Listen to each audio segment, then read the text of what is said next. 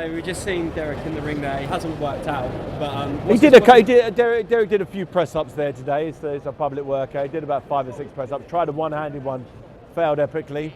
But you know, Derek's not one for public workouts. He likes to keep that behind closed doors. And but he was in good spirits today. He brought his dog in there with him today, which was quite cute. Winston, his little bulldog. It's cute little thing. And he's in good spirits. He's ready to go. You know, all the hard work's done. It's now time to kind of chill out, throw some signed gloves to the crowd and entertain them a little bit before tomorrow's presser. So, talk me a little bit through the Chisora Price matchup. How do you see it panning out? I see it being a tricky fight, particularly early. David Price is a big man with long arms, very experienced. You know, he's an Olympic bronze medalist. They don't hand those out. He was at one stage considered the future of the heavyweight division. It didn't quite pan out that way for him. He's been very unlucky in his career in terms of the fights that he has lost. The people who have beaten him, unfortunately, have failed drug tests afterwards, and it's been a real stain on his career. And regardless, people don't want to kind of look over those losses and call them no contest. It's really hindered his career in a big way. So he's going to want to really somehow make a statement with Derek and prove that, you know, he's not finished.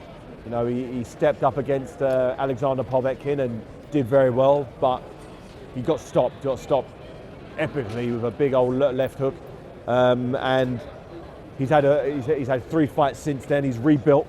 His last fight against Dave Allen was a very, very convincing victory and showed people that, you know, in a fight where many were saying he was the underdog, you know, I didn't see it personally. I thought it was a closer fight than what people were saying, but it's a fight that he needed to win and win looking good, and he did that. You know, he really busted Allen up with those jabs and that right hand. He really showed why he's a problem for any heavyweight in the division.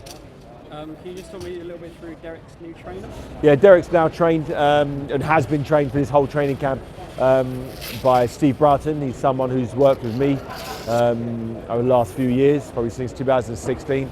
He was Shane McGuigan's number 2.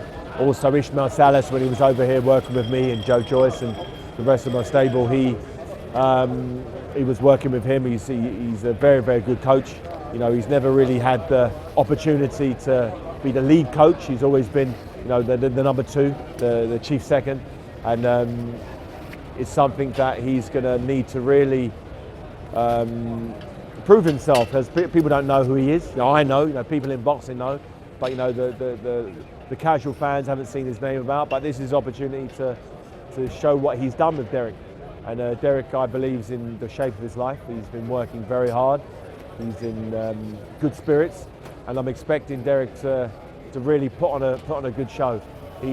Last time out, he had the right mindset. Went into the Artis-Bilk fight as fighting someone who went 9 rounds with Deontay Wilder, and he went out there and dispatched him in 2 rounds.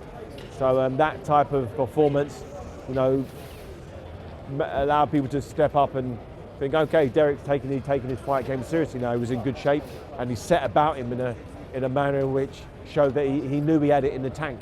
In the past, Derek, I don't believe, had the confidence in his own fitness. So he's kind of plodded through the first rounds and to wait until round 7, 8 to realise, have I got anything left? If I do, I'll then keep pushing it. Now he's jumping on people from the first bell, not looking at easing into the fight. He's jumping all over his sparring partners. That's one thing that, you know, Steve Bratton has insisted on, that he starts fast, that he doesn't allow himself to take big right hands. I remember the second fight against Dylan White, he took a big right hand in the first round.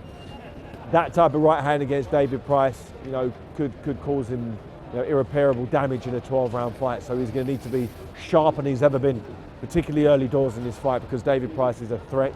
He's a big man with long arms and carries significant power.